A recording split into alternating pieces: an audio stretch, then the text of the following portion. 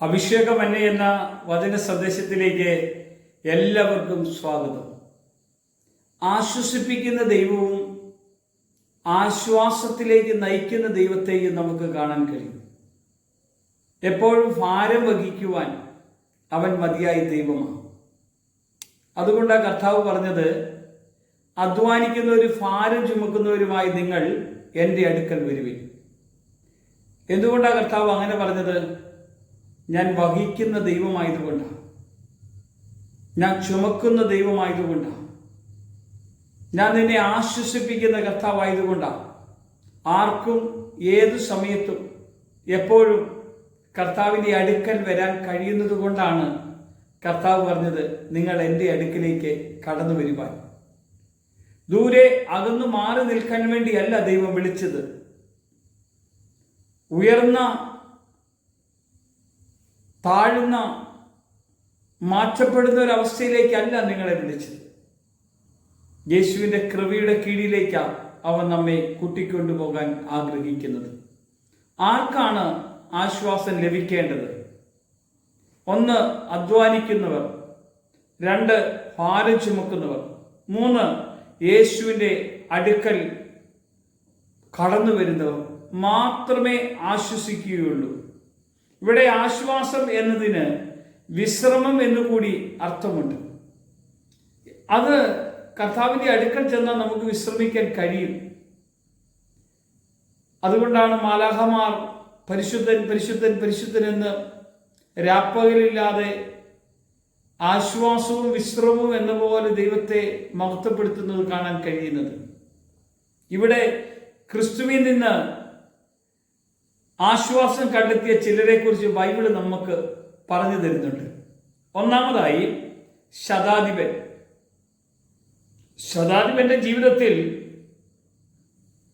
തകർന്ന അവസ്ഥയിൽ നിന്നാണ് ശതാധിപനെ ദൈവം ആശ്വസിപ്പിക്കുന്നത് കാണുന്നത്. 2, രക്തസ്രാവക്കാരി സ്ത്രീ. ഏറിയ വൈദ്യന്റെ ചികിത്സ കഴിഞ്ഞ് ഒരിക്കലും ഒരു ആശ്വാസമോ സൗഖ്യമോ കിട്ടാതെ വിഷമിച്ച് സാമ്പത്തികമായ മേഖല മുഴുവൻ പരാജയപ്പെട്ട് നീ എന്ത് ചെയ്യണമെന്ന് അറിയാതിരിക്കുമ്പോഴാണ് യേശുവിനെ കുറിച്ച് കേൾക്കുവാനും യേശുവിൻ്റെ അടുക്കിലേക്ക് ആരും അറിയാതെ കടന്നു ചെല്ലുവാനും ഇടയായത്.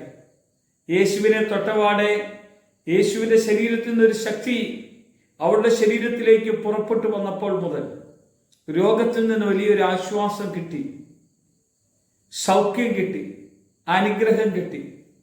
ഞാൻ പറയാം, വേറെ ആരുടെ അടുക്കൽ ചെന്നാലും ഒരാശ്വാസം കിട്ടിയാൽ.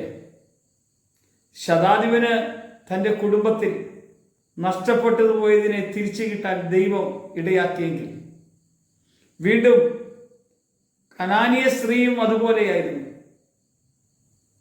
അവളെ ആശ്വസിപ്പിക്കുന്ന ദൈവമാണെന്ന് നമുക്ക് തിരിച്ചറിയാൻ കഴിയും. അവളുടെ വിശ്വാസം അത് ഏറ്റവും വലുതായി അവളെ ആശ്വാസത്തിലേക്ക് നയിക്കുന്ന ദൈവത്തെ നമുക്ക് കാണാൻ കഴിയും. 4, 10 കുഷ്ഠരോഗികൾ. 10 പേരും ആശ്വാസത്തിലേക്ക് വന്നെങ്കിൽ പൂർണ്ണ ആശ്വാസത്തിലേക്ക് വന്ന ഒരാളാണ് തിരിച്ചു വന്ന് അവന് നന്ദി പറഞ്ഞപ്പോഴാണ്. ഞാൻ പറയാം, ദൈവം നമുക്ക് എന്തോരം കാര്യങ്ങൾ ചെയ്തു തരുന്നു. നമ്മൾ കർത്താവിൻ്റെ അടുക്കൽ മടങ്ങി വന്ന് നന്ദി പറയാറുണ്ട്. ഈ നന്ദി പറച്ചിലാണ് നമ്മുടെ ജീവിതത്തിൽ ഏറ്റവും വലിയ അനുഗ്രഹവും ആശ്വാസവും. ദൈവം നമ്മളെ അനുഗ്രഹിക്കുവാനാണ് നമ്മുടെ അടുക്കൽ വന്നത്. നമ്മുടെ ഭാരങ്ങളെല്ലാം ചുമക്കുവാനും നമ്മുടെ വേദനകളെല്ലാം വഹിക്കുവാനുമാണ്. അതുകൊണ്ടാണ് യെശയ്യാ പുസ്തകം പറഞ്ഞത്, അവൻ്റെ അടിപ്പിണരുകളാൽ നമുക്ക് സൗഖ്യം തന്നു, അവൻ്റെ മുറിവുകളാൽ നമ്മളെ വിടുവിച്ചു, അവൻ നമ്മുടെ പാപങ്ങളെ മുഴുവനും കാൽവരി ക്രൂശിൽ എന്നേക്കുമായി നമ്മളിൽ നിന്ന് കഴുകിക്കളഞ്ഞു. ഇനി നീ പാപത്തിന് അടിമയല്ല എന്ന് നമ്മോട് പറഞ്ഞു. ഇനി പാപം ചെയ്യരുതെന്നും ദൈവവചനത്താൽ നീ ഒരു വിശുദ്ധിയുള്ളവനായി തീരണമെന്നും ദൈവം കർത്താവ് നമ്മളോട് അവിടുന്ന് പറയാനിടവന്നു. ഞാനാണ് നിങ്ങളെ ആശ്വസിപ്പിക്കുന്നത്. നമുക്കൊരു നിമിഷം നമ്മുടെ ഹൃദയങ്ങൾ ഒരുക്കി പറയാം, കർത്താവേ, എൻ്റെ ജീവിതത്തെ, എൻ്റെ കുടുംബത്തെ, എൻ്റെ കുഞ്ഞുങ്ങളെ, എൻ്റെ മാതാപിതാക്കളെ എല്ലാം അവിടുത്തെ കരങ്ങളിൽ ഏൽപ്പിക്കുന്നു. നിന്റെ ആശ്വാസത്തിൻ്റെ കരം എൻ്റെ ഉള്ളിൽ വയ്ക്കണം. ഞാൻ വേദനിക്കുന്ന ചില നിമിഷങ്ങളുടെ നടുവിൽ കർത്താവെ നീ ഇറങ്ങി വരണം, എന്നെ ബലപ്പെടുത്തണം. അവിടുത്തെ കൃപയാൽ പൊതിയണം. അങ്ങ് എൻ്റെ കൂടെ കടന്നു വരണം. അവിടുത്തെ സാന്നിധ്യം എനിക്ക് അനുഭവിക്കാൻ അങ്ങ് ഇടയാക്കണം. അങ്ങയുടെ ശക്തിയും കൃപയും മാത്രം മതി. അങ്ങ് എൻ്റെ ഉള്ളിൽ വെളിപ്പെടണം.